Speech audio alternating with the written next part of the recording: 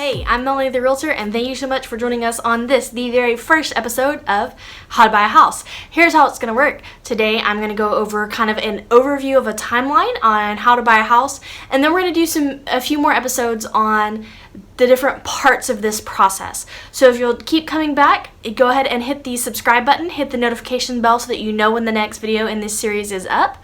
That will help you know how to buy a house. So let's get started. So, like I said, today we're going to go over a brief home buyer's timeline. As a matter of fact, I have a printable timeline for you. So if you check the description of this video, you can find our how to buy a home timeline. But I'm going to go over some things with you now. So it usually doesn't work to be like, okay, the lease is up in 2 weeks or in a month, it's time to buy a house. A lot of times you're going to need to put in more effort than that.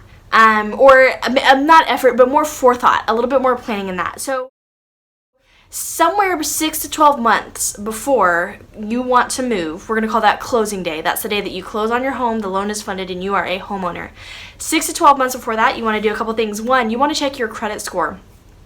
Your credit score is basically how trustworthy are you in paying back debts. And if your credit score is too low, lenders aren't going to lend you money to buy a house. And I don't know about you, but I don't have $350,000 or $150,000 just laying around in the bank waiting for me to buy a house. So you're going to want to 6 to 12 months before you want to move, buy a house, also known as close. 6 to 12 months before you want to close, you want to, one, check your credit score.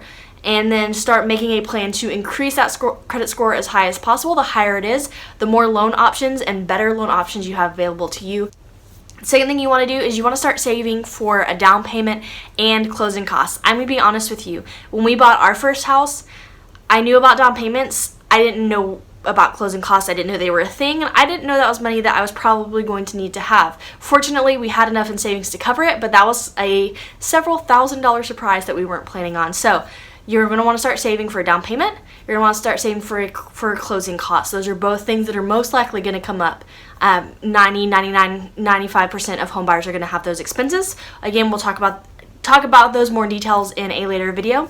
And then you're also going to want to start considering how much home you can afford. It is fun to go window shopping. It is fun to hop on, HAR.com and see what's out there. But just because it's out there doesn't mean we can afford it. And even if a bank approves you for a certain amount, that doesn't mean that you should spend that entire amount. I know when we bought a home, we actually got pre-approved for more than we probably should have spent, and we stayed a bit under our pre-approval. So 6 to 12 months before you want to buy a house, check your credit scores. Start saving for down payment and closing costs, and start figuring out how much home you can afford. And that's going to help you not fall in love with something that you can't afford, because then nothing's ever going to measure up.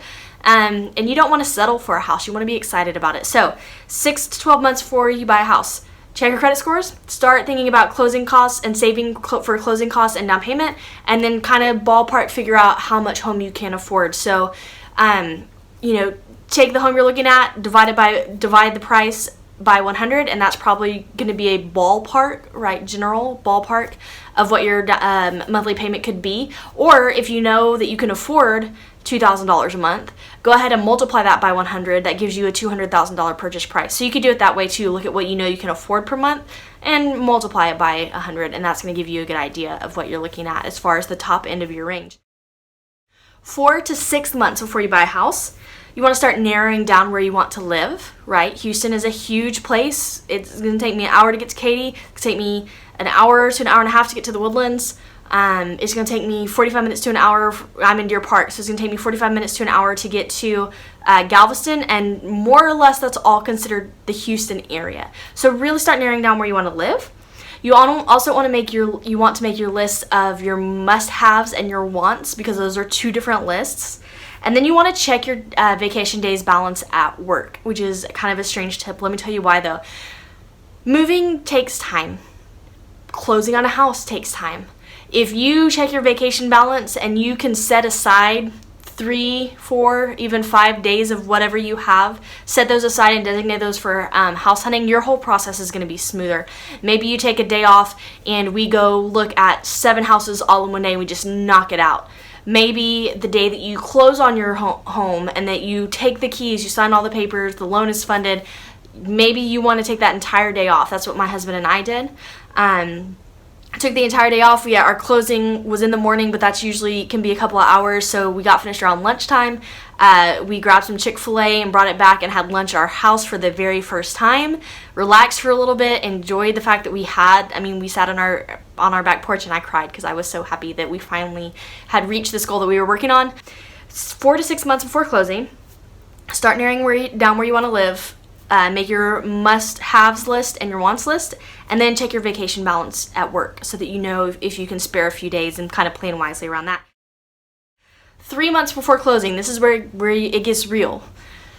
About 3 months before you want to move, you want to go ahead and qualify for pre-approval. What that means is you're going to talk to a mortgage lender or your credit union, your bank, wherever you want to get your loan from. I actually highly recommend applying for a couple of different places. That pre-approval, it signals to your realtor, it signals to your lender, hey, I'm serious about this. It signals to the person that you're putting an offer in on their house, I am serious about this, I am pre-approved, I am ready to rock and roll. That is your first step from moving from, oh, I'm window shopping and I'm thinking about it, to we're doing this. So apply for pre-approval. Choose a real estate agent. Of course, I would love to work with you, but hey, I'm not everybody's cup of tea. That's fine. But that's when you're going to want to also choose a real estate agent. If you actually choose your real estate agent first, they may be able to talk to you about what your financial situation is and help guide you to a good lender or the right lender for your situation. And then you get to start house hunting. You get that pre-approval, it's go time. Like, you're not window shopping anymore. You are looking for the home that you're going to purchase, and that's an exciting thing. So that's 3 months before you want to move. Pre-approval, choose a realtor, and start house hunting. Then you're getting to the 1 to 2 months before you move.